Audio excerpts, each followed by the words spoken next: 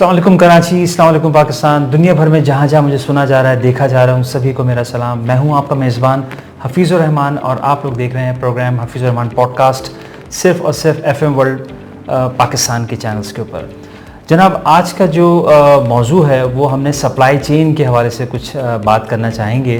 उस सिलसिले में मैंने अपने एक बहुत अच्छे कोलीग, जो कि मेरे बहुत अच्छे फेसबुक फ्रेंड भी हैं और बहुत यंग एनर्जेटिक हैं और इन्होंने अपनी लाइफ को ट्रांसफॉर्म किया, उसके बारे में भी हम कुछ बात करेंगे उनसे। सबसे पहले हम बात करेंगे आज के टॉपिक के हवाले से, जो कि सप्लाई चेन है। उसके बाद हम इनकी लाइफस्टाइल के ऊपर भी हम थोड़ा सा ज़रा बात करना चाहेंगे। बहुत ही मेजर माइलस्टोन इन्होंने अचीव किया है।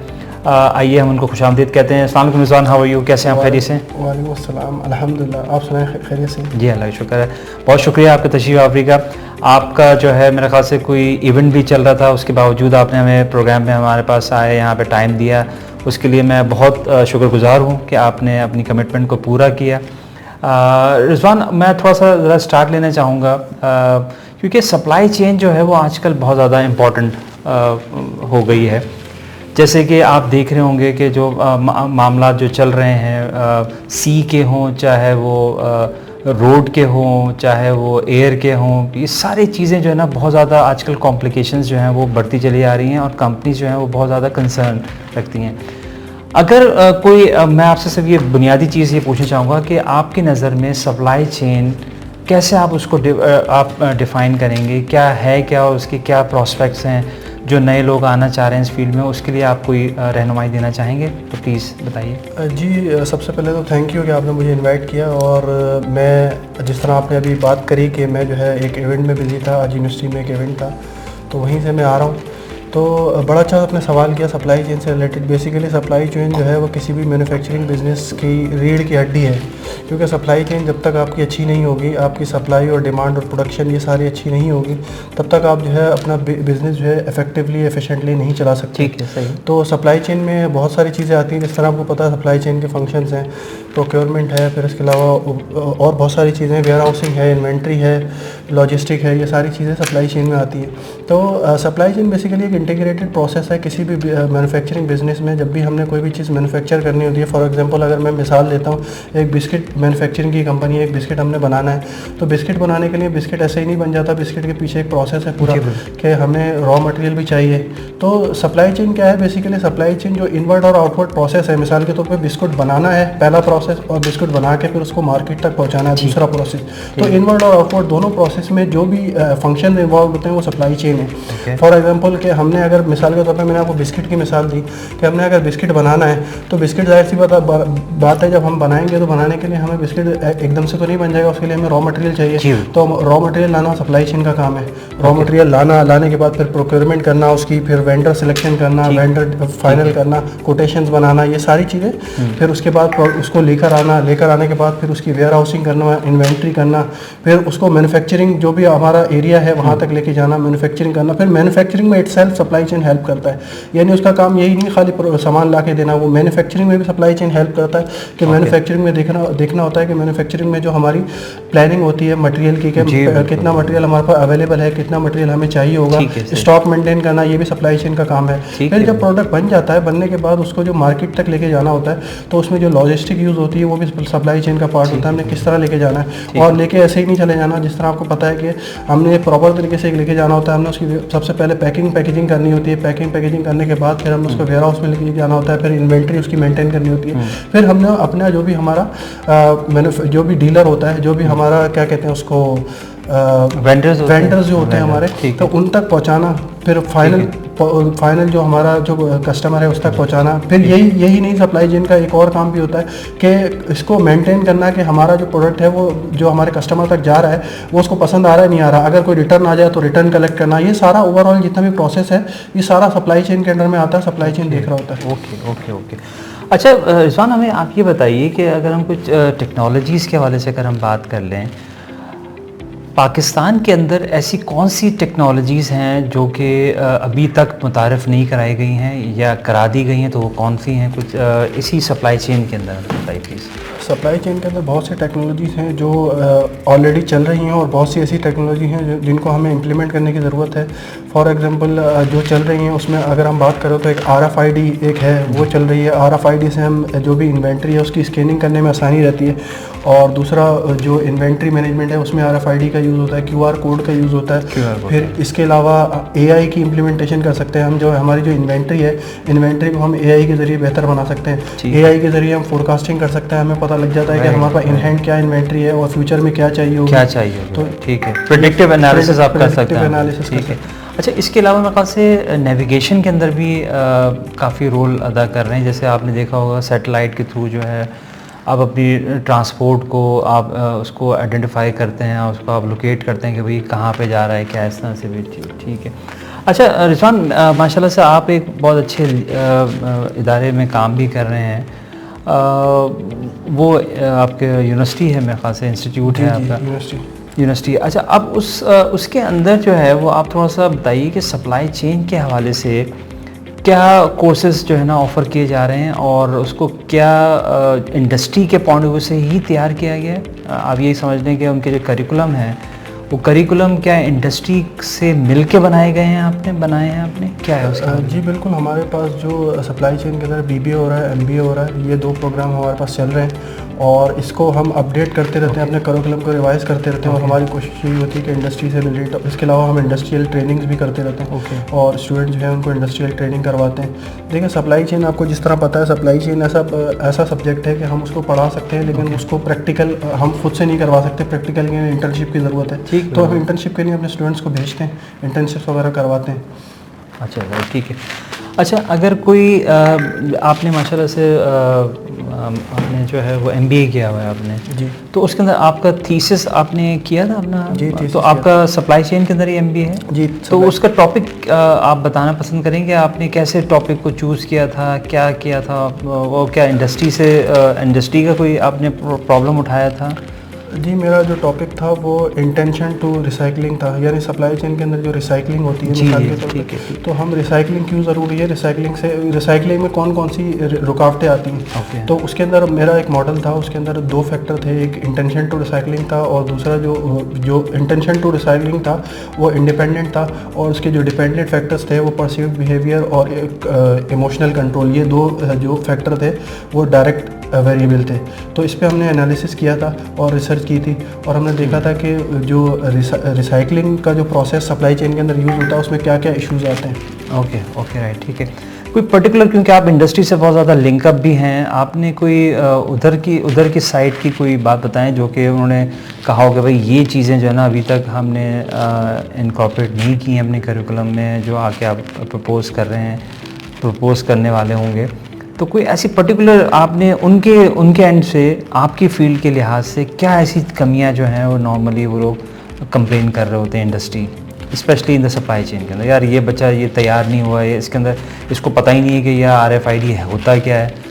तो ऐसी कोई चीज़ें हैं आपको वो फीडबैक मिली है आपके एम्प्लॉयर से, जो आपके बच्चों से कहते हैं, उन्होंने कहा हो, आपको दिया होगा, उसके हिसाब से बताइएगा थोड़ा। सर, जिस तरह आपने भी बात करी कि RFID है और डिफरेंट जो टेक्नोलॉजीज़ जो हैं जो सप्लाई चेन के अंदर यूज़ होती हैं, तो बेसिकली अक्सर मसला ये आता है कि स्टूडेंट जो है इन चीज़ों में अवेयर नहीं होते, इन चीज़ों का पता नहीं होता। ठीक है। तो स्टूडेंट्स को ज़रूरत है कि इन चीज़ों की एक कंप्लीट गाइडलाइन देनी चाहिए कि ये चीज़ें क्यों होती हैं और इससे हमारी क्या इफ़ेक्टिवनेस आती है, क्या फ़ायदा होता है इसका। जिस तरह मैंने अभी आपने बात करी कि सप्लाई चेन के अंदर हम जो RFID यूज़ करते हैं, GPS यूज़ करते हैं। जी। GPS व्हीकल के अंदर यूज़ होता है। जी। तो ये टेक्नोलॉजी बड़ी इफेक्टिव होती है, इससे बड़ा है, यानी हमारा अगर GPS की मैं बात करूँ तो GPS जो है हमारे व्हीकल्स में यूज़ होता है। व्हीकल जा रही है इधर से उधर, तो उसकी ट्रैकिंग GPS के थ्रू हो रही थी कि व्हीकल कहाँ पहुँची, कहाँ तक जा रही है, कहाँ पहुँची, कब तक पहुँच जाएगी, पूरा हम उसमें डिज़ाइन कर रहे होते हैं। तो ये सारी टेक्नोलॉजी इसमें यूज़ होती है। तो अनफॉर्चुनेटली पाकिस्तान के अंदर, पाकिस्तान जिस तरह आपको पता है काफ़ी पीछे इन चीज़ों में, तो बहुत सी चीज़ें हैं जो हमें इम्प्लीमेंट करने की ज़रूरत है। ख़ास तौर पे AI हम इम्प्लीमेंट करेंगे तो हमारी इन्वेंट्री बेहतर हो सकती है, इन्वेंट्री प्लानिंग हम बेहतर कर सकते हैं। ओके ठीक है। अच्छा रिजवान, मुझे जो है वो आप ये बताइए कि एक जो एक्सपर्ट होते हैं, सप्लाई चेन के जो एक्सपर्ट होते हैं, उनके अंदर क्या क्या स्किल्स होनी ज़रूरी हैं? आप क्या रेकमेंड करेंगे जो नए बच्चे इस फील्ड के अंदर आ रहे हैं, आप उनको क्या ऐसी रहनुमाई देना चाहेंगे, आप उनको कैसे उनको कोशिश करेंगे कि भाई अगर अपने फील्ड के अंदर अगर आपने आना है तो अपने मास्टर्स के साथ, अपने बैचलर्स के साथ ये स्किल्स आप ज़रूर लेके आएँ। तो आप हमारे ऑडियंस को आप प्लीज़ बताएं ज़रा, क्या ऐसी कोई ऐसी जी बड़ा अच्छा सवाल आपने किया। असल में देखें, होता क्या है कि लोग समझते हैं कि हम अगर यूनिवर्सिटी से पढ़ रहे हैं या किसी इदारे से पढ़ रहे हैं तो वो हमें सब कुछ बता देगी, सब कुछ घोल के पिला देगी। हालांकि ऐसा नहीं है। कोई भी आप यूनिवर्सिटी चले जाएँ, किसी भी बड़े से बड़े इदारे चले जाएँ, आपको कोई भी 100% सब कुछ नहीं सिखाता। बहुत सी चीज़ें होती हैं जो हमने सेल्फ लर्निंग करनी होती है, सेल्फ डेवलपमेंट, खुद को सेल्फली यानी खुद से तैयार करना होता है। मिसाल के तौर पर आप कुछ भी कर रहे हैं, जिस तरह आपने सप्लाई चेन का पूछा, तो सप्लाई चेन में अगर आप MBA कर रहे हैं तो आपका अपना इंटरेस्ट होना चाहिए सप्लाई चेन में। आपको यानी सप्लाई चेन की बेसिक पता होनी चाहिए। आपको पता होना चाहिए प्रोक्योरमेंट का क्या काम है, प्रोक्योरमेंट की क्या क्या फंक्शंस हैं, प्रोक्योरमेंट किस तरह वर्क कर रही होती है। फिर प्रोक्योरमेंट में हमने कोई ऑर्डर अगर प्लेस करना होता है तो ऑर्डर हमें RFQ RFI किस तरह जनरेट होती है। फिर हम यानी ये सारी चीज़ें प्रोसेस का पता होना चाहिए। तो ये सब चीज़ें अगर आपको पता होंगी, डिटेल पता होगी, तो आप जो है सप्लाई चेन में अच्छे से वर्क कर सकते हैं। मेन चीज़ वही मैं दोबारा रिपीट करूँगा कि यूनिवर्सिटी या कोई भी इदारा जो है आपको सब चीज़ें नहीं बता सकता, नहीं सब चीज़ें नहीं सिखा सकता। बहुत सी चीज़ें आपने सेल्फ लर्निंग के जरिए भी सीखनी होती है। बिल्कुल सही कहा आपने। अच्छा, इसके साथ ही हमारे प्रोग्राम का वक्त तो ख़त्म हो रहा है, लेकिन मैं चाहूँगा कि एक छोटी सी ज़रा मैं एक बहुत एक मोटिवेशन जो चीज़ है जो कि मैं रिजवान के साथ जिक्र करना चाहूँगा, डिस्कस करना चाहूँगा। रिजवान, आपने अब प्रोग्राम स्टार्ट होने से पहले जो है वो आपने जिक्र किया था कि मेरा कोई वज़न जो है वो 130 140 इतना ज़्यादा हो गया था। उसके बाद now you are maintaining your weight to 70 kg। तो ये ट्रांसफॉर्मेशन कैसे हुई, ये क्यों आपने सोचा? क्योंकि ये इसके लिए तो पूरा एक बहुत डिसिप्लिन होना बहुत ज़रूरी है। तो क्योंकि मैं आपको ऑब्ज़र्व भी कर रहा हूँ, फेसबुक के ऊपर आपकी रील्स आती हैं, मैं देखता था, मैं बड़ा इंस्पायर होता था। मैंने सोचा कि आज आपसे मैं एक्चुअल में तो हमारा टॉपिक अभी अख्ताम को हो गया, लेकिन मैं चाह रहा हूँ आप ये जो एंड में थोड़ा सा कोई मोटिवेशन दें लोगों को जो कि इस वक्त अपनी सेहत का ख्याल नहीं रख रहे हैं और कैसे वो अपनी सेहत को बेहतर बना सकते हैं और किस तरह से रूटीन में अपनी चीज़ों को इनकलकेट करें। आपने क्या मुश्किलात फेस की जो इतना बड़े, आपने ऑलमोस्ट कोई 30-40 kg कम करना आसान काम नहीं है, तो ये कैसे किया आपने? इसके बारे में थोड़ा सा बताइए। असल में मैं थोड़ा सा बड़ा अच्छा सवाल आपने किया। असल में मैं थोड़ा सा चैलेंजिंग हूँ, मुझे चैलेंज करने अच्छे लगते हैं। मैंने ज़िंदगी में अल्हम्दुलिल्लाह काफ़ी चैलेंज किए, तो ये भी एक चैलेंज था, मैंने चैलेंज लिया। हुआ कुछ इस तरह था कि मैं नवंबर की बात है, मैं पाकिस्तान टूर पे गया था। इस्लामाबाद, मरी इन एरियाज़ में गया था। तो उस टाइम मेरा वेट जो था वो 130 kg था। तो मुझे काफ़ी उधर मुश्किलात हुई चलने फिरने में, मेरा सांस फूल रहा था, मैं थोड़ा सा आगे तक जा नहीं पा रहा था। तो मैंने अंदर सोचा कि ये सब मेरे साथ क्यों हो रहा है। हालांकि मैं इतना पैसा खर्च करके उधर गया एंजॉय करने के लिए बंदा जाता है पैसा खर्च करके, जाहिर सी बात है आप जाएंगे, आपका 50-60 हज़ार 40 हज़ार आराम से लग जाता है। तो मैं गया वहाँ जाके एंजॉय करने के लिए। मैं वहाँ जाऊँगा, एंजॉय करूँगा, स्नोफॉल देखूँगा, पहाड़ों पे चढ़ूँगा और डिफरेंट ट्रीज़ वगैरह एक्सप्लोर करूँगा। मुझे एक्सप्लोर का शौक़ है, मैं एक्सप्लोर करने के उससे गया था कि मैं एक्सप्लोर करूँगा। मैं अक्सर कहीं पर भी जाता हूँ तो मेरा मेन जो जाने का ऑब्जेक्टिव होता है वो चीज़ों को एक्सप्लोर करना, उसकी वीडियो बनाना। ठीक है, ये मेरी एक हॉबी है, वीडियोग्राफी। तो मैं कहीं पर भी जाता हूँ, मेरा मेन फोकस इसी चीज़ पे होता है कि मैं एक्सप्लोर करूँ और छोटी सी एक वीडियो बनाऊँ। वीडियो क्योंकि याद रहती है, कि यादगार रहती है और मैं बाद में देखता हूँ, मुझे अच्छा लगता है, खुश होती है। तो मैं जब उधर गया तो मैं ये सब कुछ चीज़ें नहीं कर सका, मैं बीमार हो गया, मेरा सांस फूलने लगा। तो मैंने रियलाइज़ किया कि ये सब चीज़ें मेरे साथ क्यों हो रही है। और कुछ लोगों ने मेरा मजाक भी उड़ाया कि ये जो है यहाँ क्यों आया बिला वजह इतनी दूर से और बिल्कुल वक्त ज़ाया करने, पैसा ज़ाया किया इसने। सही। तो मुझे ये चीज़ें काफ़ी अंदर से बुरी लगी। तो फिर मैंने वहीं पे रियलाइज़ कर लिया था, एक नियत कर ली थी कि मैंने जो है वेट लॉस करना है। और मैं वेट लॉस पहले भी 1-2 बार कर चुका हूँ, मेरे लिए कोई इतना बड़ा मसला नहीं हुआ। पहले जो मैंने लास्ट टाइम किया था वेट लॉस, वो मैंने यानी प्रैक्टिकल तरीके से नहीं किया था, वो भूखा रह के किया था। तो मुझे ये रियलाइज़ हुआ, मैंने साइंटिफिकली चीज़ें देखी, तो मैंने ये रियलाइज़ किया। देखें, जिस तरह आपको पता है कि आप भी बिज़नेस ग्रेजुएट हैं, मैं भी बिज़नेस ग्रेजुएट हूँ।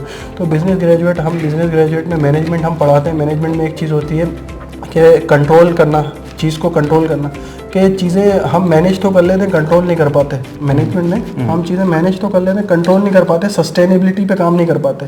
तो कंट्रोलिंग और सस्टेनेबिलिटी बड़ी इंपॉर्टेंट है कि कंट्रोल करना, सस्टेनेबिलिटी की एक चीज़ होती है कैलोरी, यानी मिसाल के तौर पे हम पूरे दिन में जो कुछ खाते हैं, हमारी एक कैलोरी लिमिट होती है, हमें दिन में 2800 से 3000 कैलोरी लेनी होती है। इतनी अगर हम कैलोरी लेंगे तो हमारा वेट सस्टेन रहेगा, वेट नहीं बढ़ेगा। 2800 से 3000 लेंगे। तो मैंने इसके अंदर मैं 2 चीज़ें यूज़ कर रहा हूँ, एक तो मैं कैलोरी डेफिसिट यूज़ कर रहा हूँ और दूसरा इंटरमीडिएट डाइटिंग कर रहा हूँ। इंटरमीडिएट डाइटिंग और कैलोरी डेफिसिट को फॉलो करते हुए मैंने वेट लूज़ किया है। इंटरमीडिएट डाइटिंग क्या होती है कि यानी 1 मील अ डे, दिन में एक खाता हूँ, एक बार सुबह में खाता हूँ, एक बार रात में खाता हूँ, 2 बार खाना खाता हूँ। और दूसरा ये कि कैलोरी डेफिसिट में किस तरह कर रहा हूँ, जिस तरह मैंने आपको बताया कि 3000 की रेंज होती है एक नॉर्मल बंदे की, 3000 कैलोरीज की रेंज होती है। तो मैं जो है मैंने अपने आप को जो है 1500 के अंदर रखा हुआ है। 1000 का डेफिसिट होगा। ठीक है, मैं वो चीज़ें खाता हूँ जो 1500 के अंदर आ जाएँ। यानी एक लिमिट में खाता हूँ और कोशिश करता हूँ कि कार्बोहाइड्रेट्स कम से खाता हूँ और साथ में प्रोटीन काफ़ी ज़्यादा से ज़्यादा खाता हूँ, साथ में एक्सरसाइज करता हूँ। तो ये सब चीज़ें हैं, इसकी वजह से मैंने वेट लूज़ किया और सस्टेन रखा हूँ और अभी वेट लूज़ कर रहा हूँ। मेरे कुछ टारगेट्स हैं वो पूरे करने हैं। ओके, ठीक है। Thank you very much Rizwan, बहुत शुक्रिया। और मैं उम्मीद करता हूँ कि बहुत सारे लोगों के लिए ये पॉडकास्ट जो है बहुत ही इंस्पायरिंग होगा। और इसी उम्मीद के साथ कि मैं इंशाल्लाह नए गेस्ट और नए मेहमान के साथ, नए प्रोग्राम के साथ फिर हाजिर होऊंगा। उस वक्त तक के लिए मुझे और रिजवान को आप इजाज़त दीजिए। रिजवान, आपका बहुत शुक्रिया, आपने तशरीफ़ लाया, अपने प्रोग्राम की रौनक बख्शी हमें। उस वक्त तक के लिए मुझे इजाज़त दीजिए। पाकिस्तान जिंदाबाद।